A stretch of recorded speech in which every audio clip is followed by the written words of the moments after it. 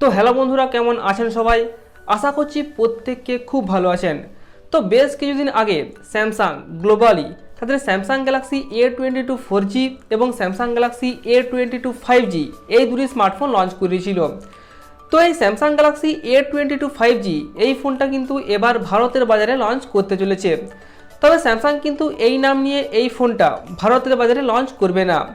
এই ফোনটা লঞ্চ করবে স্যামসাং গ্যালাক্সি F42 5G এই নাম নিয়ে, এবং এই ফোনটা কিন্তু বাংলাদেশের বাজারেও অফিসিয়ালিভাবে লঞ্চ করবে।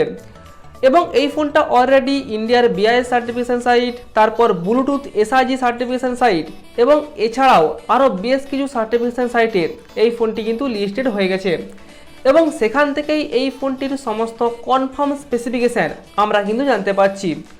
তো আজকের এই ভিডিওতে এখানে এই ফোনটিতে কি স্পেসিফিকেশান দেওয়া হয়েছে, তারপর এই ফোনটি কবে নাগাদ আমাদের ভারত ও বাংলাদেশের বাজারে পাওয়া যাবে এবং কত দামে পাওয়া যাবে, এবং যে দামে এই ফোনটি ভারতের বাজারে লঞ্চ করবে ওই দামে এই ফোনটি আপনি কি কিনবেন, নাকি এই দামে অন্য কোনো ফোন আপনার জন্য বেস্ট হবে, সমস্ত কিছু নিয়ে আজকে আলোচনা করব।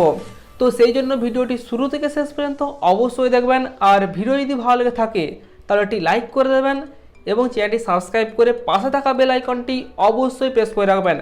আসুন আজকের ভিডিও শুরু করি।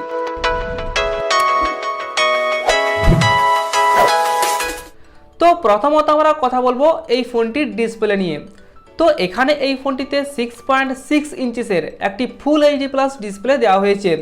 তবে এখানে কিন্তু একটা TFT LCD ডিসপ্লে দেওয়া হয়েছে, এখানে কিন্তু কোনো রকম অ্যামোলেড ডিসপ্লে দেওয়া হয়নি। তো স্যামসাংও কিন্তু আজকাল 5Gর নামে তাদের বেশ কিছু ফোনে অ্যামোলেড ডিসপ্লে দেওয়া বন্ধ করে দিয়েছে।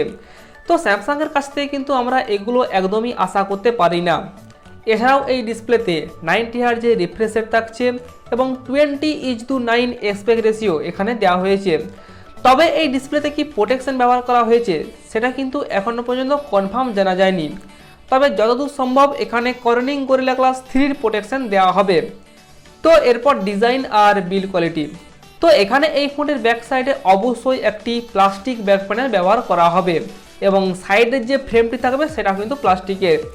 এবং এই ফোনটি যে ব্যাক সাইডের ডিজাইন সেটা কিছুটা স্যামসাং গ্যালাক্সি M12 আর স্যামসাং গ্যালাক্সি A12 এই ফোনগুলির মতো দেখতে লাগছে। এখানে তেমন কোনো নতুনত্ব ডিজাইন ব্যবহার করা হয়নি।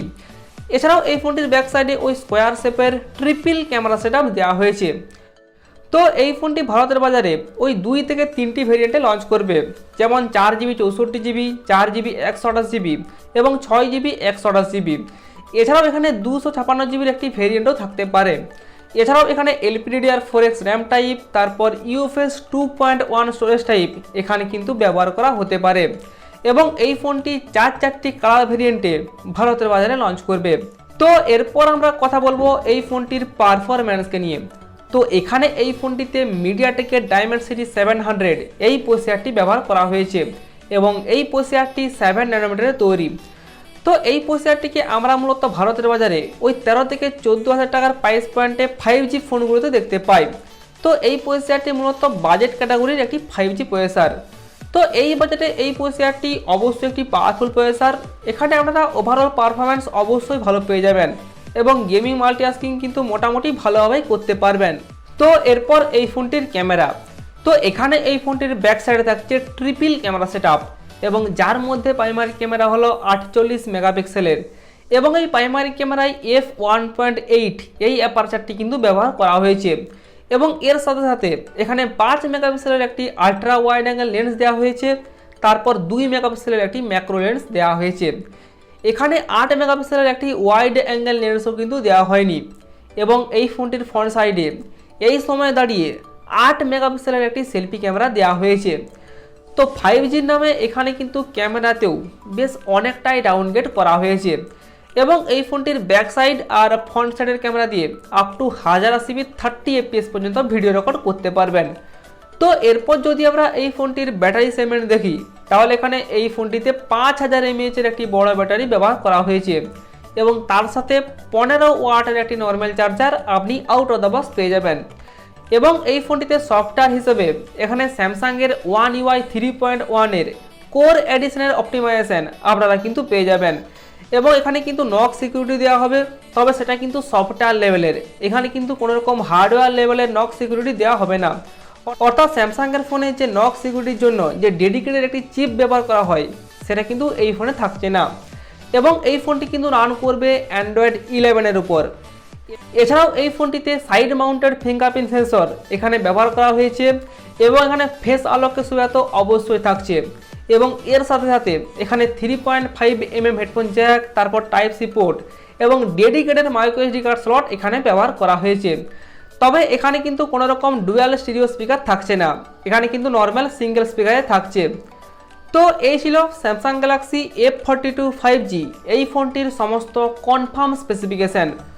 তো ওভারঅল যদি আমরা দেখি তাহলে এখানে শুধুমাত্র 5Gর জন্য বেশ অনেক জায়গায় কিন্তু ডাউনগ্রেড করা হয়েছে।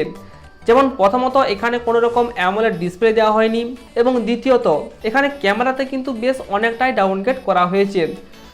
তো এরকম ছোট ছোট বেশ কিছু জায়গায় এখানে কিন্তু এরকম কম্প্রোমাইজ করা হয়েছে।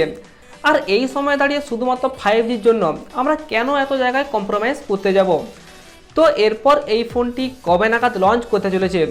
তো আশা করা হচ্ছে এই ফোনটি আগামী জুলাই মাসে ভারতের বাজারে লঞ্চ করবে এবং তারপর বাংলাদেশের বাজারে এই ফোনটি অবশ্যই অফিসিয়ালিভাবে লঞ্চ করবে। তো এরপর এই ফোনটির কত দাম হতে পারে? তো শোনা যাচ্ছে এই ফোনটি নাকি ভারতের বাজারে ওই 15 থেকে 17,000 রুপির প্রাইস পয়েন্টে লঞ্চ করবে।